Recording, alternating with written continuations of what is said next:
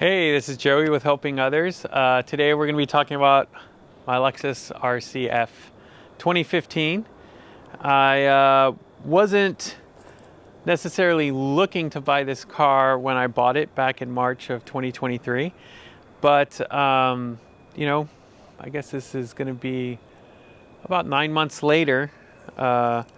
I've really enjoyed it and have no regrets getting it. A lot of times I impulsively get a sports car, and this is definitely one of those times, but this one it really does tick all the boxes. It had about 46,000 miles on it when I got it. It was around $40,000, and I got a warranty with it. I bought it from like an Audi dealership in San Antonio, Texas. It was I was really scouring for a GSF, but all the GSFs for at the time around 60,000, maybe 55,000, and so I went in. I test drove this. I noticed it had a blacked out trim, and it has a blacked out emblem as you see up front, and in the back the tail lights are tinted, and the emblems are black. But other than that, it's pretty stock. It came with Continental Extreme Contact DWS tires all around, and I've really enjoyed those tires. I think they're pretty good. I did a lot of research and found that they are pretty much the competitor to the PS4, which is what I would normally have on a car like this. It didn't have any Carfax for accidents. I don't see any evidence of accidents, but you never know when you buy a used car. That's something you have to think about. It has 6 piston calipers up front, 4 in the back, and it has a 5-liter naturally aspirated dual overhead cam V8. I think the red line's around 7,200 RPM, so it revs relatively high. It has some ducting and various like features that you don't always see on a car like this, especially just the regular RC 200 or 350 or 300 that they now make. It has the stock rims on it, and everything else is pretty much stock. My family, my wife and I, we've owned, a BMW 335, Lexus ISF, IS350, and so when I was looking at getting a sports car and impulsively decided on this one, it wasn't that impulsive because, as y'all know, I do a lot of automotive research. I'm constantly looking at what I want to get, and I had been looking at LS 460s and 500 F Sports. They hadn't come down in price yet that much either. Now cars are, dropping in price heavily. When I release this, it'll be December 2023. And I assume since then, prices have kept dropping because APRs are high right now. We have an influx of availability both in the new and used car market, and so at least right now in December 2023 I see this car depreciating some, but I think I bought in at a reasonable time. I mean, an ISF from 2008 to 2010 is still in the $20,000 range with tons of miles on them. So if this car loses $5,000 to $10,000 over the next 3 years, I'd be surprised. But it might. You never know. I mean, we never know what's going to happen. You don't buy these things investing in them. In terms of driving, I really like this car. I don't daily drive it. I daily drive a VW GTI, which you can check out. I've made a video about that one. This one I drive on the weekends and for fun, and just on random days. And so that's what I do with this car is, family's going to go out. We want to go for a drive. We'll take this car. I have a young son, so he fits in the back just fine. We thought about that when getting this, had him sit in the back. And, when I drive it, I'll kind of show you all the features inside and kind of what I like about its drivability in terms of on the road and its manners and how you can select different modes. But exteriorly, I like the styling. I like the color. I do like white cars. If I had my choice, I would have the calipers be red. So maybe I'd paint them at some point. I would I'm probably gonna upgrade the discs and pads at some point. But the brakes work wonderfully right now. It's just that they're gonna need to get worked on. So at some point I'll put all new rotors and pads. That's just something I like to do to all my cars. I just did it on our Lexus GX that we have. And a previous owner of my GTI was my friend, and I had him do it on there when he owned it, so I know that they've been done. So it's kind of like a rite of passage. This car basically, other than that, just needs fluids, especially since it's under warranty. So we'll do rear diff, trans, coolant, and oil, of course, in the near future. It has a mechanical limited slip. It does not have the torque vectoring limited slip differential. I was not really looking for that, and the more I read about it, the more I'm kind of glad I didn't get it. From my driving experience, driving and hooning around in this thing, the mechanical limited slip has been a dream and worked perfectly. I like the level of traction control it has. I don't ever feel the need to turn it off.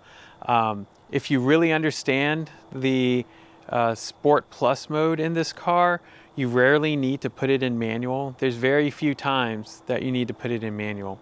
Most of the time I see people putting this car in manual on YouTube, they're hitting the rev limiter because they don't understand how it shifts, I guess, that you have to shift a little bit before red line, just like in a normal manual car. And also the other thing I noticed is that they tend to do it because they want to have control, but it actually shifts better if you just leave it and drive.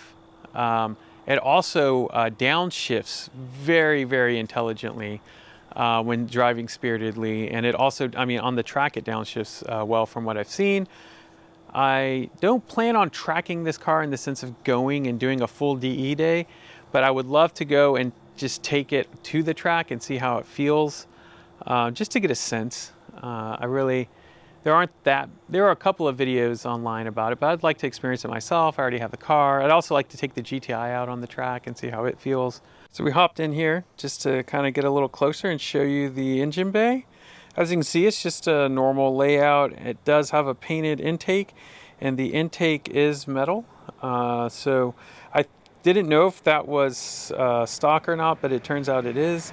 It has a really nice intake system. It has a little flap system here you can see, and you can actually get a modified intake that makes it all cold air intake. I don't know, we'll think about that. I'm more interested in getting an active exhaust for this setup. But yeah, and here I'll close this. Come around to some of the features I mentioned earlier. So black on black. Got a little blacked out F badge. Got the side vents. And you can see the blacked out tail light. And you can also see the RCF badging.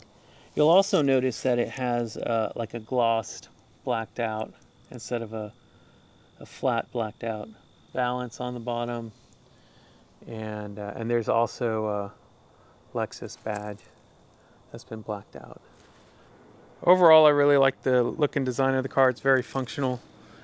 And yeah, let's go ahead and jump in it and take it for a ride. All right, so here we are in the RCF. We're out here in some back roads. I've got the car normal. And as you can see here, I have a little knob and I can switch it over to Sport and Sport Plus. And if I get on it in Sport Plus, it just already has the ability to pick up some speed. It stays in gear. If I brake, it's ready to go. And yeah, this car definitely has a good feel to it out in the twisties. The suspension, brakes, and motor are what make this car fun to hoon around in. The seats are really comfortable. They hold you in place. I'm a bigger guy, and I definitely really like that it has these seats. I mean, these seats to me are just, they're the jam. And you know, I've had the car warmed up for a bit here, so that's why I was ready to get on it a little bit there to show you all it. I'm gonna go over to some other back roads before we get on the highway.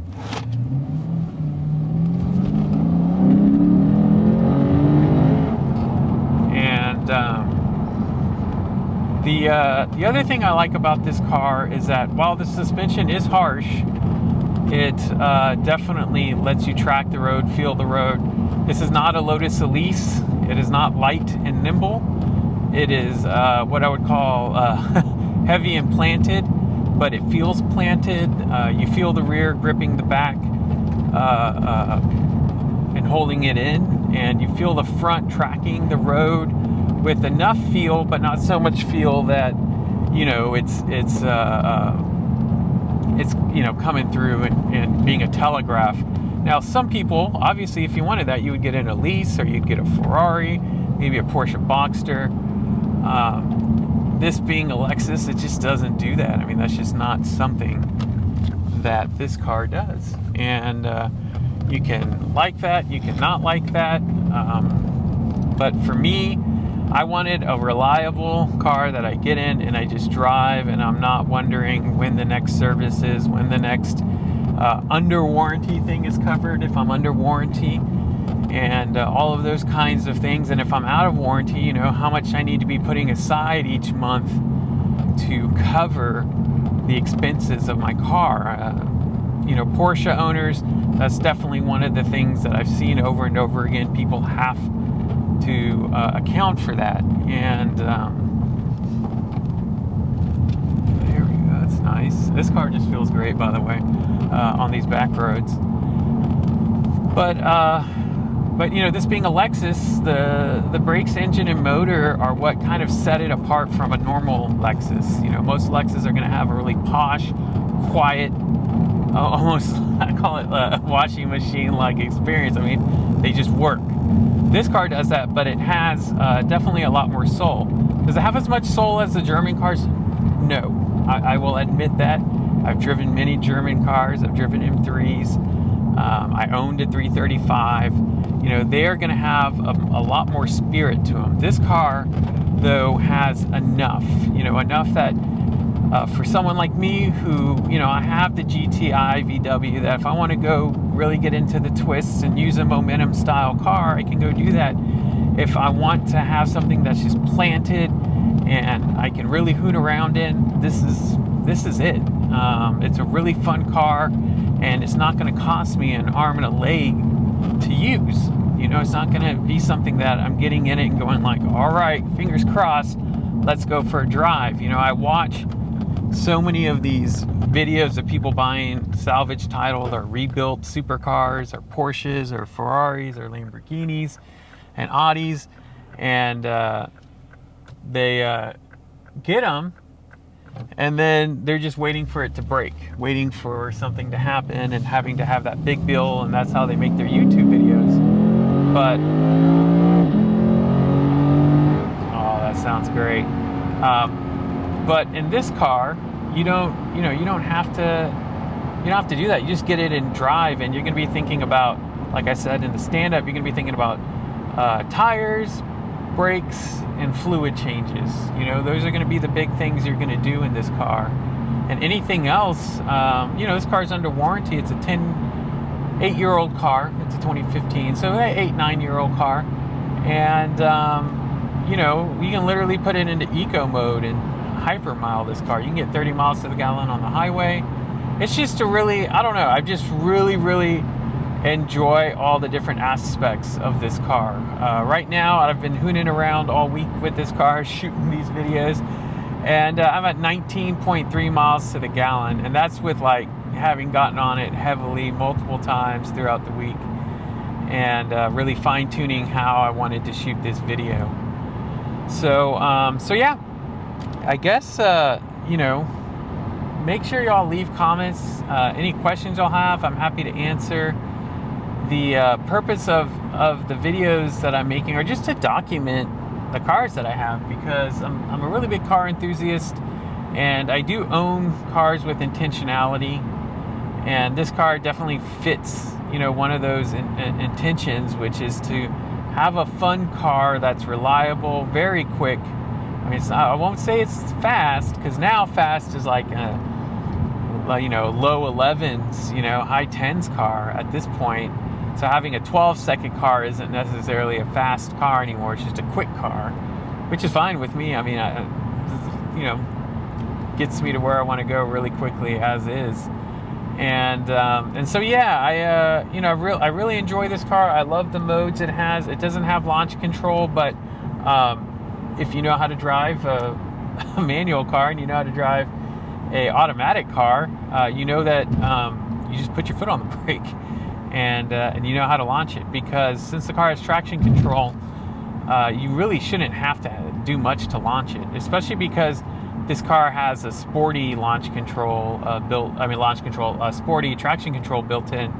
You shouldn't, you know, it shouldn't really have a problem getting traction, and I definitely haven't had any problems with it, and I'm not stopping and launching my car very often. It's just not happening. If anything, I'm mainly just on the highway if I'm getting on it, or just kind of hooning around, going on some turns and stuff. But there's very few times where I'm like, man, I wish I had a launch control. I mean, that's really just for magazines and things like that. So yeah. Other than that, like I said, I've really been having a good time with this car. I'm getting on the highway, so I'll slow down a little bit and really kind of get this thing up to speed.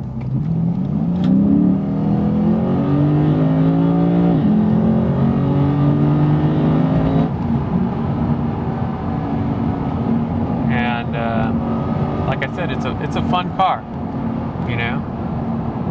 It hangs in gear when you have it in Sport Plus, and as you can see, just goes right back to normal once it knows, like, oh, you're just cruising. You're like, yeah, I'm just cruising, and I really enjoy that. Like I said, I mean, I can just even pop it back into eco mode and just cruise.